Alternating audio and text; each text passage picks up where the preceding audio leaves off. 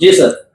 સુરત શહેર સમગ્ર ગુજરાત તેમજ ભારતમાં નેચરલ ડાયમંડ તથા લેબ્રોન ડાયમંડના વ્યવસાય માટે ખૂબ જ જાણીતું છે અને આવા જ વ્યવસાયમાં સામેલ વેપારીઓ વિરુદ્ધમાં ઘણી વખત વિશ્વાસઘાત અને છેતરપિંડીના બનાવો પણ બનતા હોય છે.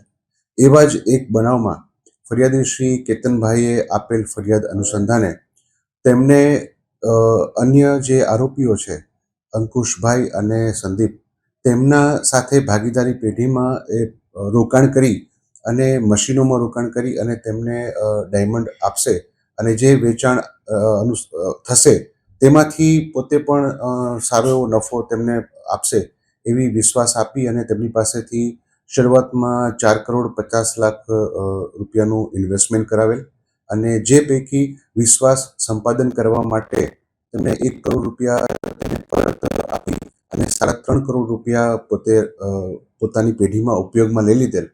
ત્યારબાદ આ નફા બાબતે ફરિયાદી દ્વારા જ્યારે આરોપીઓને પૂછવામાં આવ્યું ત્યારે તેઓએ મશીન હજી વધારે લાવવાના છે. લેબ્રોન ડાયમંડ અત્યારે ગ્રો ઓછા થઈ રહ્યા છે, ગ્રોઈંગ ચાર્જ તમારી પાસેથી લેવો પડશે, આ રીતની વાત કરી અને તેમને પૈસા પરત નહીં આપેલા, જે અનુસંધાને ગુનો દાખલ કરવામાં આવેલ છે. આરોપી અંકુશ અને સંદીપ તેઓની ધરપકડ કરવામાં આવેલ છે. હાલ તપાસ દરમિયાન જાણવા મળેલ છે કે આરોપી અંકુશ વિરુદ્ધમાં ઉમરા પોલીસ સ્ટેશનમાં એક ગુનો દાખલ થયેલ છે. હા, ઉમરા પોલીસ સ્ટેશનમાં મેં આપને જણાવ્યું એ મુજબ એમના વિરુદ્ધમાં એક ગુનો દાખલ થયેલો છે અને અન્ય ગુનાઓ બીજી કોઈ પણ જગ્યાએ એમના વિરુદ્ધમાં નોંધાયા છે કે કેમ તેની પણ અમે હાલ તપાસ કરી. વિશ્વાસ સંપાદન કરી અને મશીનોમાં પોતે રોકાણ કરાવે અને પછી પરત જે એમને નફો આપવાનો હોય એ પોતે ગ્રો કરેલા જે ડાયમંડ હોય એ ડાયમંડ રફ ડાયમંડ આપે અથવા તો પોલિશ ડાયમંડ કોઈને વેચી અને પછી નફામાં જે ભાગીદારી જે ધારાધોરણ મુજબ નક્કી થયું હોય તે પૈસા પરત એમને આપવાનું વિશ્વાસમાં લઈ અને સંપાદિત કરતા હતા.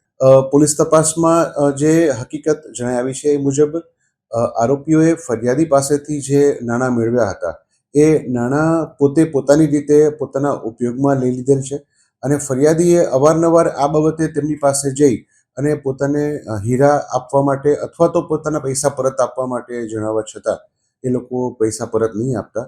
આખરે ફરિયાદીની ફરિયાદના આધારે ગુનો નોંધવામાં આવેલ છે.